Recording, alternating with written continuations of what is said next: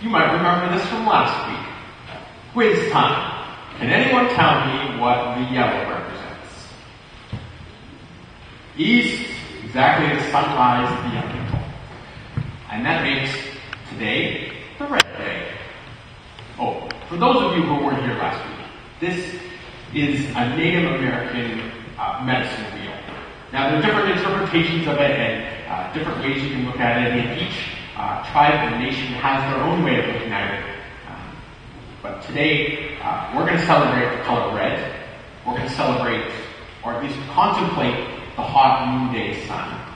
We're going to talk about Africa. Whoops, there's supposed to be a slide in there. But this is what's coming. So, the summer was great. And when I talk to people around here about their summer, one thing inevitably comes up for those of you who spent the whole summer in Halifax. There was not a lot of sun. There was a lot of rain, right? That's the impression I'm getting some nodding heads. There was a lot of rain and not a lot of sun. Well, I spent my summer in Ontario, and that was the opposite. So we had days this summer when it was 34 or 35. And it was like that for weeks on end. I think we only had one rainfall in all of July. And the rest, it was up. The temperatures were up in the 30s. And in fact, one day it got so hot, it was 39 degrees Celsius outside. And with the humidex, are you in Ontario? Oh, you know what this is like though. Yeah. It's 39 degrees Celsius there. And the humidex is 47.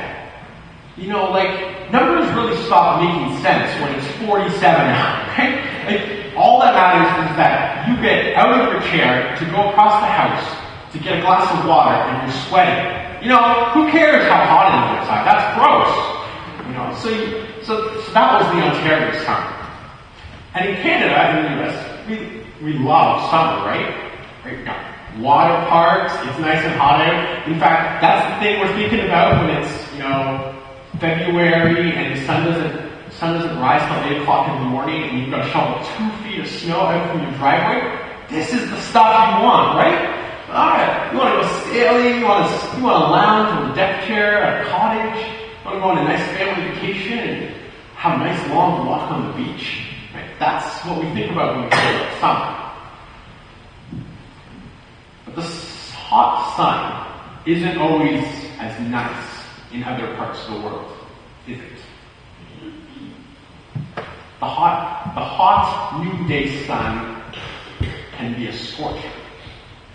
It'll burn you, quite literally, it'll bring you to your knees. This is the cover of Time magazine from December 1987. And if you can't see it at the back, there's a woman here, and she looks like she's in agony. And I don't blame her because the child sitting on her lap is clearly emaciated. And people were questioning in 1987 what to do about Ethiopia. Because all throughout the 80s, as you may remember, some of you, Ethiopia had terrible famines. 1984 and 85 were the worst. 2 million people died in Ethiopia in those years. So we look at that and we realize that the hot noonday sun is not always so kind. And this picture, this was also taken, or rather in Time magazine, a month ago. Now, it's a little more zoomed in than the other one, but again, there's a mother caressing her child, because right now in Somalia, they're estimating that 750,000 people don't have enough food.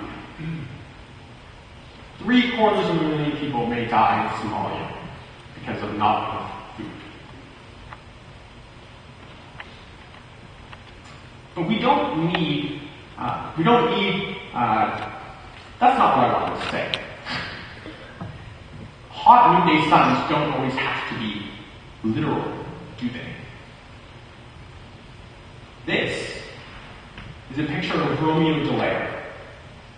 And many of you know Romeo Dallaire, because he wrote a book called Shake Hands with the Devil, in which he told of his experience of being in Rwanda during the 1994 genocide, where estimates are in the range of 800,000 people to 1.2 million people were killed.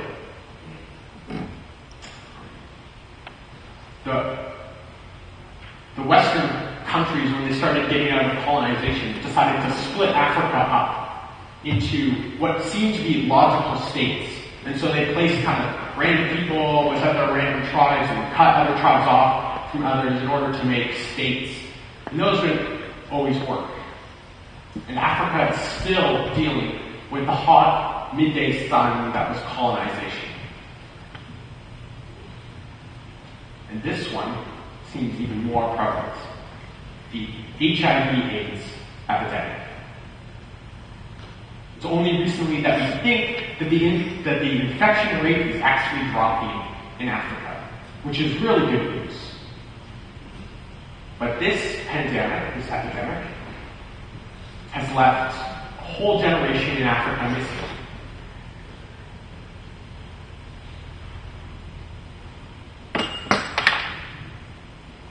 We experience all sorts of hot noonday suns of our own, don't we? If you've ever been at a job with a boss who hangs over your head and watches everything you do and criticizes every move you make, you know what it is like to have a hot midday sun hanging over your neck. Or maybe you have a teacher who hangs over your head and you really don't like, and you hate school because of it. Hot midday sun hanging over your head. Or maybe you're in a relationship that's really difficult. Maybe that person is not pulling their weight. Maybe there's been years of conflict. And you know what it is like to have a hot midday sun hanging over your head.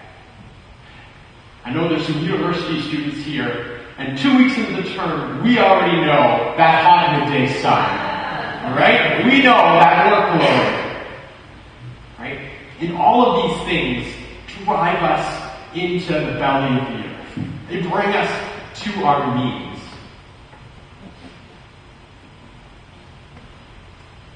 We at St. Andrews here are experiencing another kind of hot day, midday sun. We look here at the balcony, and it's pretty much empty. And we wonder, well, where are the days of the 70s when this place was packed, standing room only? And we wonder, where is the money in the bank? We wonder, why are more people coming out here? And maybe most unnerving, most terrifying bit of this all is that our energy is starting to dry up a little bit. People are asked to be on committee after committee and they're getting tired.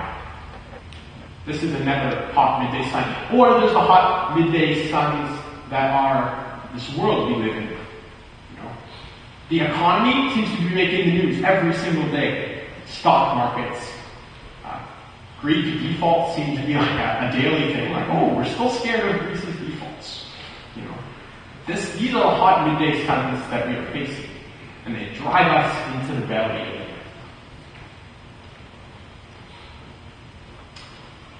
Today, our story is of Jesus, and the people who were surrounding Jesus, the people who he was ministering to, had a hot noonday sun of their own. It was called the Roman Empire. Taxes were high. There wasn't a lot of room to diverge from the Roman opinion. They crucified people if you did. That was their hot noonday sun. And they wanted, more than anything, a Messiah. They wanted someone who would take them out of that hot sun. And they thought that maybe Jesus was it.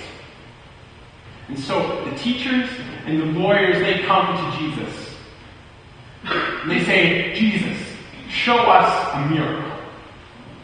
In the Message version, It reads, "Show us a sign that God is with us." That's what we cry out when we see a picture like this. We see a picture like this. Where is God in this? Where is God in this? Where is God in this? We cry out for miracles too. And Jesus, the answer that he gives isn't very comforting. He says, "I will show you a sign, and it will be the sign of Jonah." Well, most of you probably know the story of Jonah, right? Like 3 days in the belly of a whale. That is not exactly comforting. And Jesus says, just as Jonah was in the belly of the whale 3 days, so the Son of Man will be in the belly of the earth for 3 days. So, as Jesus' life goes on, people get more angry at him. And Jesus experiences that hot midday sun too. Right? He experiences profound loneliness as his friends desert him. He experiences embarrassment, maybe at the highest level. He experiences pain and agony, the worst that the world can throw at him. And they crucify him, and they put him into the belly of the earth. They put him into where we all feel like we sometimes are. And the people who put him there thought that it was done. And it sometimes feels that way, right? Sometimes we feel like the job has got us.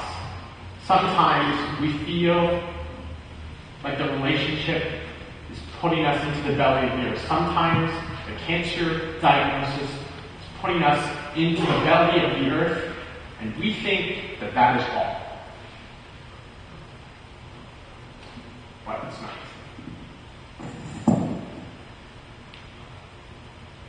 We know that there is resurrection. This is the Christian message. There is resurrection. Now, I'm not here to debate whether Jesus' physical body was raised from the tomb or whether it was just his ideas that lived on. That's not the point. The point is that God is in the business of resurrection. God is in the business of making all things new. God is in the business of making things whole. That is what God is doing in this world. That's really good news. Today we're celebrating Africa. And Africa is beautiful. I've never been, and I wish I had. But we know from things like National Geographic that Africa is beautiful, right? Africa has some of the most incredible creatures. Incredible diversity of wildlife. Places where hundreds of thousands of animals roam free. Africa is a place of incredible people. We believe, scientists, that people actually came from Africa. If you trace all of our genes back, we think that we just trace back to a few people in Africa. Victoria Falls.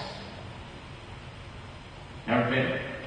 Really wanted to. You can only get here if you fly in on an airplane. Isn't that incredible? Scenery, much of which remains untouched. And culture. Like, look at the smile on that guy's face.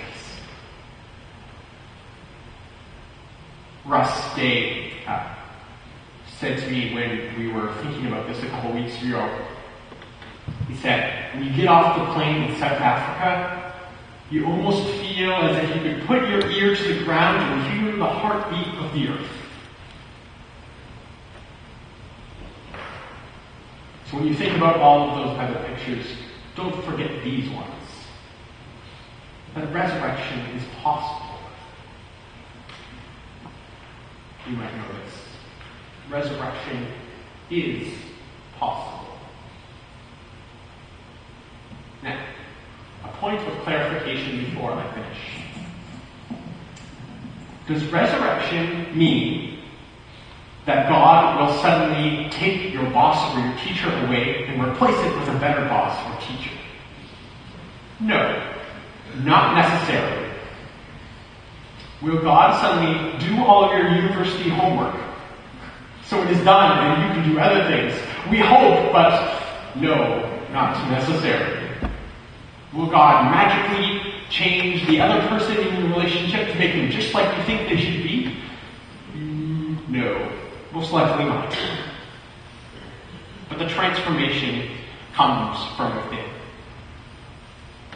God is working in all of us that we can be new creations, that we can be examples of resurrection on this earth. So I invite you today, as you go out of this place today, to see resurrection wherever you can. It's there if you look for it. May you see Jesus in that resurrection, because God is in the process of continually resurrecting us. Amen.